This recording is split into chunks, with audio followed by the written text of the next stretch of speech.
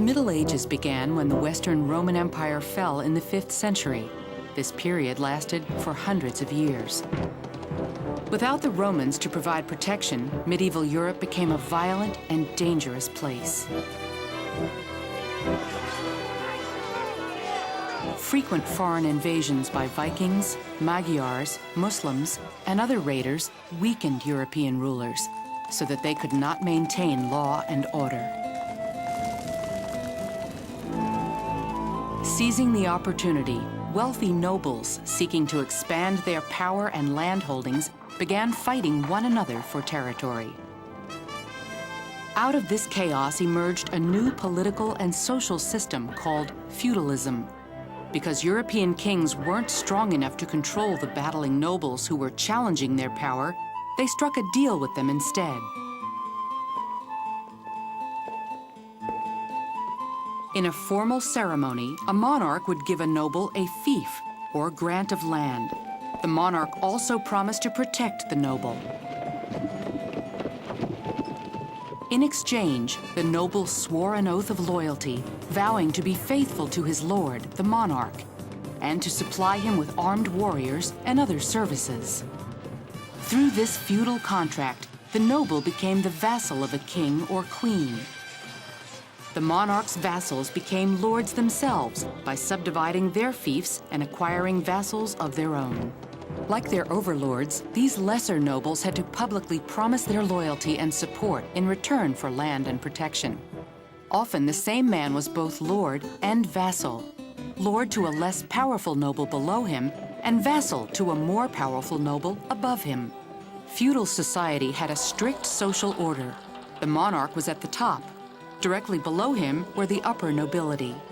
Even though they were below the king, it was these local lords who controlled most people's lives.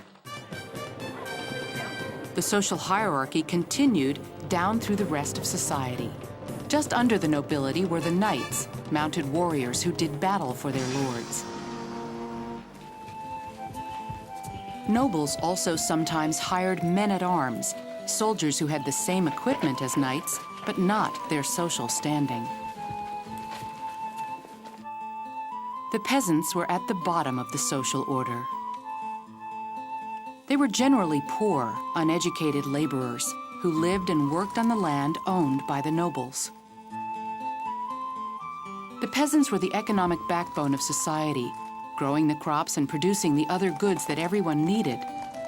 The peasants were considered part of the land they lived on. When a noble received a fief of land, he received the peasants who lived on it too. Peasants couldn't leave the land without the lord's permission, and they had to obey the lord's laws.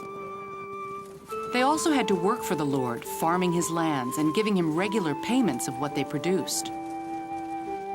In return, the peasants were allowed to farm some of the lord's land for themselves. Perhaps more important during this chaotic period, they enjoyed the stability and protection of the lord's laws and his armies. These were big benefits during the Middle Ages, when competing lords, bandits, and raiders from outside Europe were a serious threat. A main source of protection during the Middle Ages was a castle. An army that was barricaded inside a castle was incredibly difficult to defeat. And nobles safe inside their castles were able to build up their armies and expand their power. But the castles were more than just strongholds for the nobility. They also protected the entire community. During times of trouble, the local peasants gathered for safety inside the castle walls and often helped to defend the castle. Under feudalism, the overlords, lesser lords, knights, and peasants all depended on one another for survival. Life may not have been easy for most people, but feudalism turned chaos into order and offered stability during a violent and uncertain age.